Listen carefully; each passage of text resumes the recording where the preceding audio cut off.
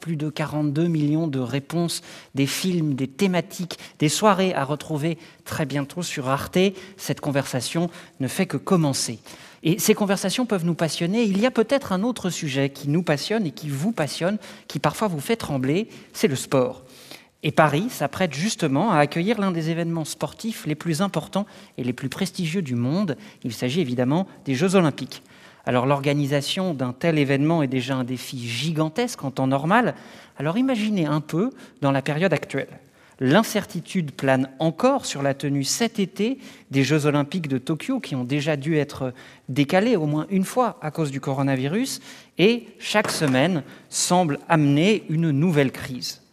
Il faut pourtant avancer, préparer, tenter d'anticiper.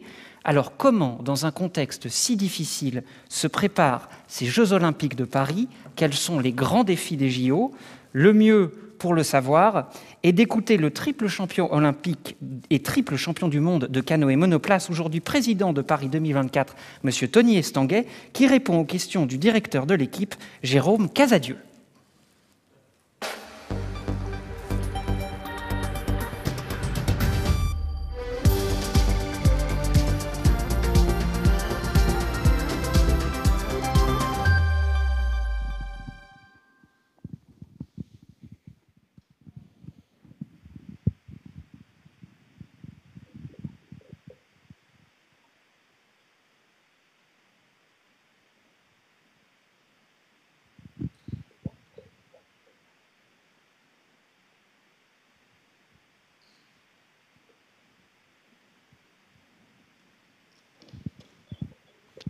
Bonjour à tous, je suis ravi d'être parmi vous aujourd'hui pour évoquer évidemment la situation du sport par le prisme de Paris 2024, l'organisation du plus gros événement sportif qui aura lieu en France en 2024. On va accueillir donc Tony Estanguet. Tony Estanguet, il faut le rappeler, c'est bien sûr aujourd'hui le président du comité d'organisation des Jeux Olympiques et Paralympiques de Paris 2024, mais c'est avant tout un très grand champion qui a remporté 3 médailles d'or aux Jeux Olympiques dans sa carrière et 3 médailles d'or olympiques sur 3 Olympiades différentes, ce qui est aujourd'hui et ce qui reste dans le sport français une performance assez exceptionnelle. Alors, est-ce que Tony est parmi nous? Oui, bonjour. Salut Tony, ça va bien? Très bien, bonjour à tous. Tu es à Pau, c'est ça? Non, je suis à Paris. Tu es à Paris. Alors peut-être pour démarrer, compte tenu évidemment du contexte qu'on connaît actuellement, je voulais faire un peu le lien par rapport à ce qui avait été pour toi le projet Paris 2024 au départ. Comment tu estimes que la situation actuelle que l'on vit a bouleversé, je dirais, la manière dont tu appréhendes les échéances d'ici à 2024? C'est sûr que ce qu'on est en train de vivre, et cette crise sanitaire, elle a un impact très fort sur le monde du sport en général et sur les organisateurs d'événements sportifs en particulier. Nous, de notre côté, on a quelque part encore du temps avant l'événement en 2024. Donc, on n'est pas, d'un côté, on n'est pas impacté directement sur notre propre calendrier. On a, nous, planifié notre préparation de livraison des Jeux. Et aujourd'hui, on ne souffre d'aucun retard de préparation. Les principaux travaux d'infrastructures doivent commencer en 2021 et là-dessus, les choses ont pu continuer à avancer parce que c'était plutôt des choses administratives qui devaient avoir lieu pendant cette crise sanitaire là, de l'année 2020. Donc, il n'y a pas eu d'impact majeur.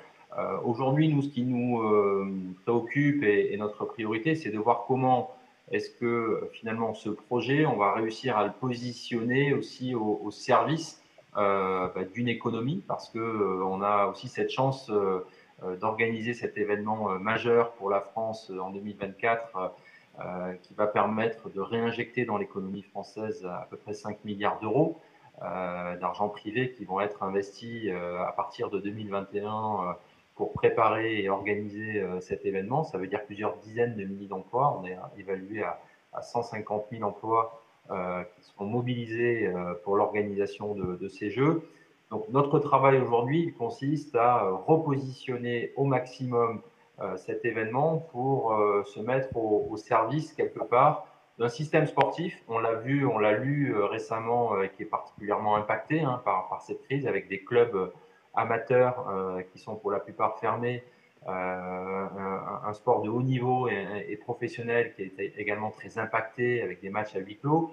Donc comment est-ce que Paris 2024 va réussir à positionner différemment un petit peu ce projet pour que, au-delà de l'événement lui-même, on arrive à ce que cet événement il permette de susciter des opportunités économiques, mais aussi sociales, parce que c'est aussi l'enjeu pour nous de renforcer le rôle du sport dans la société. Ce qu'on traverse aujourd'hui, l'un des enseignements, c'est qu'on a un défi de santé publique et on le sait, le sport, c'est la meilleure solution en matière de santé publique, c'est le meilleur des médicaments de pratiquer un peu d'activité physique. Donc tous les jours, et on se bat pour ça, pour mettre en place des mesures pour que tous les jours les Français puissent faire davantage de sport. C'est vraiment l'objectif principal de Paris 2024 pour que dans le milieu scolaire pour les enfants, dans le milieu professionnel, dans les entreprises, dans les espaces publics, avec un petit peu dans tous les territoires des alliés, des collectivités Terre de Jeux 2024,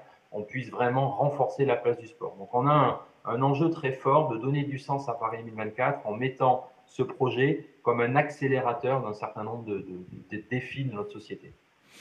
Alors, tu as évoqué un certain nombre de sujets, de thèmes qui sont extrêmement importants pour toi dans la perspective donc, des jeux, la valeur des jeux, aussi bien dans la transmission, dans, je dirais, l'héritage qu'on laissera à la fois un héritage physique, un héritage peut-être culturel en termes de pratique, de faire en sorte que le sport puisse s'élever, je dirais, auprès des pouvoirs publics au même niveau, par exemple, que la culture.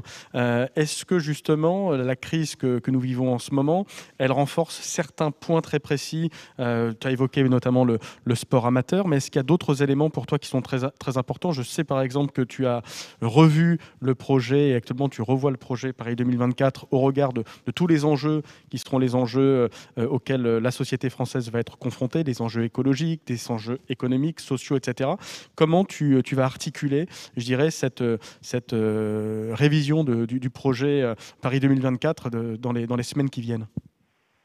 Oui, la particularité quand on organise un événement, c'est en permanence de s'adapter au contexte qui lui aussi évolue. Alors là, c'est vrai que cette crise, elle est majeure et forcément pour Paris 2024 aujourd'hui, on a l'ambition de garder beaucoup d'ambition parce que, encore une fois, on a rendez-vous avec notre histoire. C'est le plus grand événement que la France n'ait jamais organisé, qui sera organisé. Donc, on veut garder beaucoup d'ambition pour faire rêver les Français, retrouver de l'espoir, retrouver une énergie positive, l'envie de se retrouver autour d'émotions positives et collectives.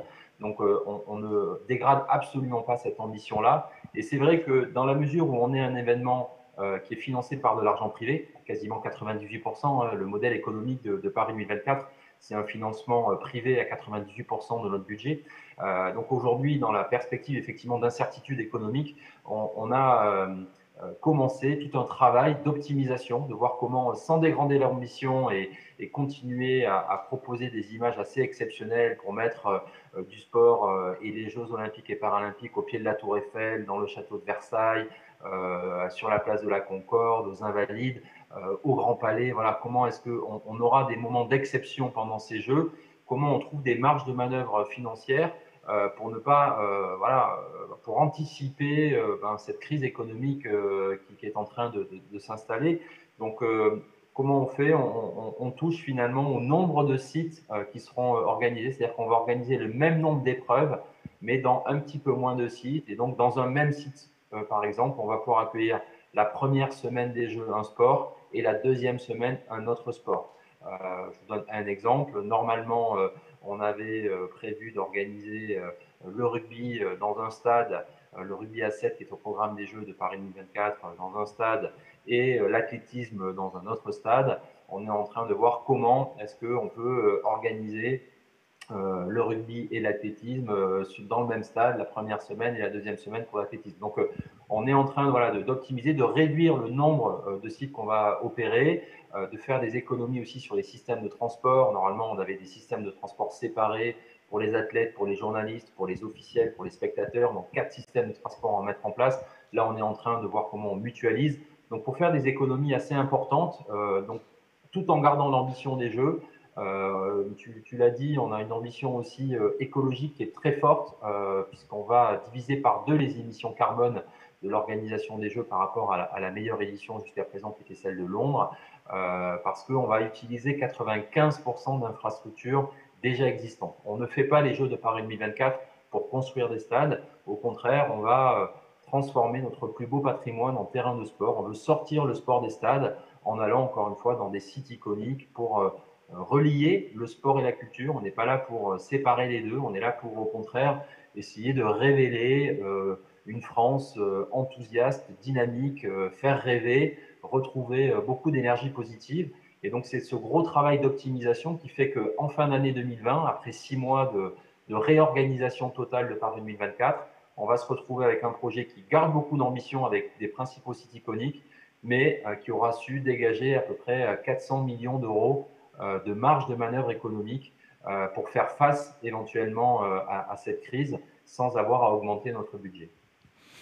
Tony, tu le sais, il y a beaucoup d'incertitudes autour du sport et la tenue d'événements dans les semaines et les mois qui viennent, dans la mesure où il n'y a pas encore de vaccin qui a été trouvé. Il y a une question en particulier qui se pose autour de l'organisation des Jeux de Tokyo, qui se dérouleront peut-être à huis clos, même si le CIO a déclaré il n'y a pas très longtemps qu'il espérait pouvoir assurer une participation, comment dire, du public. Quand je dirais, cette crise sera passée, quelles sera, je dirais, les conséquences pour le sport en règle générale, voilà, le sport de haut niveau, et pour les Jeux Olympiques. Je veux dire, quelles seront les conséquences de la crise du Covid sur l'organisation à terme des événements, dont Paris 2024 ? Est-ce qu'il y a des choses qui vont changer dans l'organisation ? Est-ce que, notamment dans l'accueil du public, dans un certain nombre de choses, il y a des enseignements que tu vas tirer ? Alors, bien évidemment, on va tirer des enseignements et on regarde de très près tout ce qui se passe actuellement. Il y a déjà eu des événements qui ont été organisés depuis le début de la crise. On pense au Tour de France, on pense à Roland-Garros, et les équipes de Paris 2024 sont en permanence connectées à ces grands événements sportifs qui continuent de se dérouler malgré la situation, parce qu'on en a vraiment besoin. On a besoin de ces moments de sport et d'émotion. Bien évidemment, les équipes de Paris 2024 seront aussi très connectées aux équipes de Tokyo. On a des rendez-vous et des réunions quasi hebdomadaires pour regarder comment ils gèrent cette crise, pour en tirer des enseignements. On espère malgré tout tous un retour à la normale aussi, même si on tirera des enseignements de tout ça, et au cas où ça pouvait revenir, comment est-ce qu'on pourrait réagir très vite. Mais aujourd'hui, il faut aussi quand même espérer un retour à la normale avec des événements sportifs qui se jouent avec du public, des spectateurs, des téléspectateurs. On a besoin, encore une fois, de préserver. Moi, l'enseignement que je retire aussi de tout ça, c'est comment est-ce que le sport de très haut niveau, le sport professionnel et le sport amateur continuent de trouver des solutions ensemble. Je suis un bon exemple. J'ai commencé le sport dans un club amateur. À l'époque, j'étais un petit enfant qui a commencé le sport à l'âge de 5-6 ans. J'imaginais pas une seconde qu'un jour je me retrouverais aux Jeux Olympiques, parce qu'à ce moment-là, ce qu'on veut, c'est s'amuser, c'est partager des moments très forts. Et le sport est une école de la vie incroyable, où on apprend des valeurs très, très positives, très fortes, où on s'épanouit. Et quelque part, c'est ça aussi qui se joue aujourd'hui dans la crise du moment, où les structures associatives, le club amateur souffrent énormément. Il repose beaucoup sur du bénévolat. Et aujourd'hui, le sport professionnel souhaite quelque part aussi contribuer à la réouverture du sport amateur. Le modèle économique du sport amateur dépend aussi du sport de haut niveau. 90% des bénéfices des Jeux sont reversés au sport amateur. Et c'est le modèle économique des principales fédérations qui ont un sport professionnel qui permettent de financer le sport amateur. La force du sport français, c'est que nous avons une grande diversité des pratiques, et ça, je pense qu'il faut le garder, parce que la magie quand même du sport, c'est de pouvoir pratiquer des sports de raquettes, des sports de combat, des sports collectifs, des sports individuels, des sports de nature. On a besoin de continuer à proposer toute cette diversité de pratiques à l'ensemble des Français, et avec un ancrage territorial très fort. La magie aussi du sport français, c'est qu'on a à peu près 160 000 clubs qui sont répartis sur tout le territoire français, et qui permettent, avec des conditions quand même financières très acceptables, de pouvoir pratiquer un sport à l'année dans des conditions optimales. Donc aujourd'hui, je crois que la priorité de nous tous, organisateur d'événements professionnels ou à la tête d'organisation du sport amateur, c'est comment est-ce qu'on travaille ensemble pour permettre le retour à la pratique du sport du plus grand nombre de Français. Je crois qu'on doit tous se battre pour que le sport soit plus fort, qu'il puisse jouer ce rôle sociétal majeur en termes de santé publique, en termes d'éducation, en termes de lien social. Je crois que le sport contribue énormément au bienfait de la société et c'est vraiment le message que l'on veut porter à Paris 2024. On a d'ores et déjà nous débloqué des fonds sur notre budget pour accompagner ces structures associatives, ce sport amateur, pour qu'ils puissent traverser cette crise et ensuite de nouveau accueillir le plus grand nombre d'enfants et d'adultes dès début 2021. Justement, en ce moment, il y a eu beaucoup d'interventions. Je pense, tu es intervenu, ces derniers jours pour parler des inquiétudes que tu avais pour le sport français. Tony Parker aussi, à son niveau, est pas mal intervenu. L'Élysée et le gouvernement ont organisé une réunion en début de semaine pour repenser et débloquer des moyens supplémentaires pour le sport professionnel et le sport amateur dans cette crise. D'abord, est-ce que pour toi c'est suffisant et est-ce que tu es quand même inquiet par la situation actuelle où on peut imaginer que les difficultés auxquelles sont confrontés à la fois les clubs amateurs et les clubs professionnels vont au moins durer jusqu'à la saison, jusqu'à l'été à minima?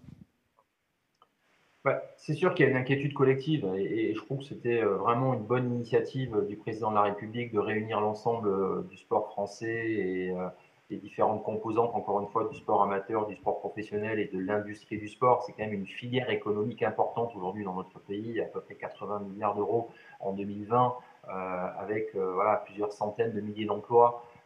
Donc le monde du sport aujourd'hui est tout un secteur très très important pour la société française. Mais c'est vrai aussi que c'est pas simple. On traverse tous une crise là inédite, et bien évidemment que la priorité de tous c'est d'abord la santé, et donc on comprend, on respecte les mesures sanitaires qui ont été prises.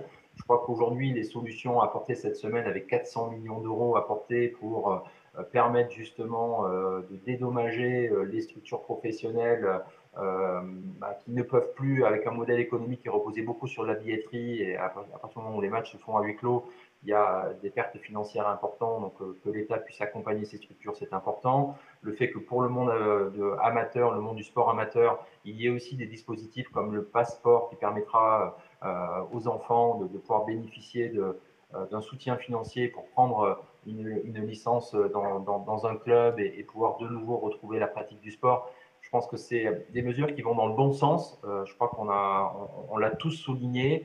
Il va falloir que tout le monde prenne ses responsabilités. Quand je dis tout le monde, c'est l'État, et ils sont en train de le faire. C'est les collectivités locales aussi, qui sont quelque part les premiers financeurs du sport dans ce pays, en accompagnant par des subventions des clubs amateurs. C'est les grandes entreprises qui ont aussi un rôle à jouer pour accompagner le développement du sport. C'est les organisateurs d'événements qui doivent aussi voir comment on peut encore une fois, être meilleur pour mieux accompagner le développement du sport amateur et faire en sorte qu'on soit des accélérateurs, qu'on puisse vraiment promouvoir aussi à travers l'image des très grands champions qui sont les meilleurs ambassadeurs du sport aujourd'hui, ce lien entre le sport de haut niveau et le sport amateur. Encore une fois, moi je suis père de famille, j'ai 3 garçons qui aujourd'hui sont très malheureux parce qu'ils ne peuvent plus faire de sport. Et c'est ça, il faut qu'on arrive à continuer à susciter du rêve, de l'espoir auprès de tous ces enfants qui ont envie de retrouver les terrains de sport et de pouvoir s'épanouir à nouveau. Les athlètes sont les meilleurs ambassadeurs pour porter ces messages. Donc c'est pour ça qu'avec Paris 2024 et l'ensemble des acteurs du monde du sport, on essaie aujourd'hui de trouver des solutions et on a des échanges avec les principaux athlètes pour voir comment, encore une fois, on doit trouver des solutions collectives.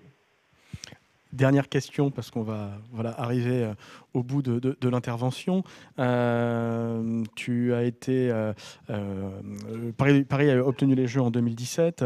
Je dirais l'ancien champion que tu es, ça va faire maintenant 3 ans que Paris a obtenu les Jeux. Quel bilan tu tires un peu de cette période-là? Qu'est-ce qui t'a surpris, puisque aujourd'hui tu occupes une place de responsables, de patrons de Paris 2024, là où on avait souvent été attaqué en France sur le fait qu'on ne mettait pas les sportifs sur ce type de projet, on ne donnait pas des responsabilités aux sportifs, là où les anglo-saxons le faisaient beaucoup plus facilement. Quel enseignement tu tires de ces 3 dernières années, avec en plus des enjeux qui étaient non prévus?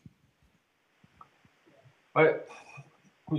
La réponse est assez simple. Le bilan, il est extrêmement positif. Moi, je vis une aventure qui est absolument exceptionnelle. Ce projet est formidable. Voilà, moi, je me suis construit grâce au sport. Aujourd'hui, j'ai cette chance de pouvoir impliquer dans un projet qui va marquer l'histoire de ce pays. C'est encore une fois 4 milliards de personnes qui vont regarder les Jeux de Paris 2024. On a cette chance d'avoir un sport français qui a énormément d'atouts, énormément de qualités pour continuer à exercer cette mission de service public quelque part. Parce que le sport, c'est bien au-delà de quelques compétitions sportives. C'est un rôle au quotidien qui est majeur pour notre société. Et voilà, c'est bien que des sportifs de haut niveau puissent continuer à exercer ce genre de mission parce que les Jeux, c'est d'abord du sport, c'est d'abord cet ADN autour du sport et on est bien placé, anciens sportifs de haut niveau, pour essayer de dessiner quelque part la magie de ces Jeux. On ne veut pas juste organiser les 33e Jeux de l'histoire des Jeux. C'est bien évidemment, nous, ce qu'on rêve, c'est la première édition qui va faire bouger les lignes. On veut, encore une fois, que ces Jeux soient absolument extraordinaires. On est en train de préparer un projet qui est inédit. Ce sera la première fois que quelques épreuves seront ouvertes à la participation du grand public, dans le cadre du marathon par exemple.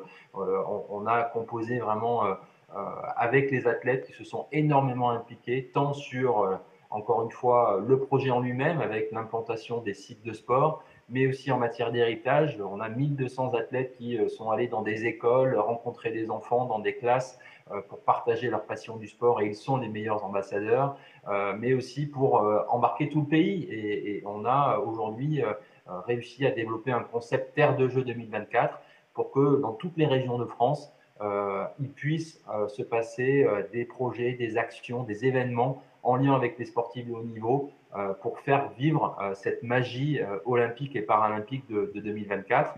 On a ouvert un club et encore une fois, je vous invite tous, parce que c'est un club gratuit, de rejoindre le club Paris 2024 pour vivre ces Jeux de l'intérieur. Et si vous êtes passionné de sport, si vous êtes passionné des Jeux, eh bien, rejoignez cette aventure, parce qu'il nous reste un petit peu moins de 4 ans maintenant pour vraiment organiser des Jeux historiques, et on a tout pour les réussir.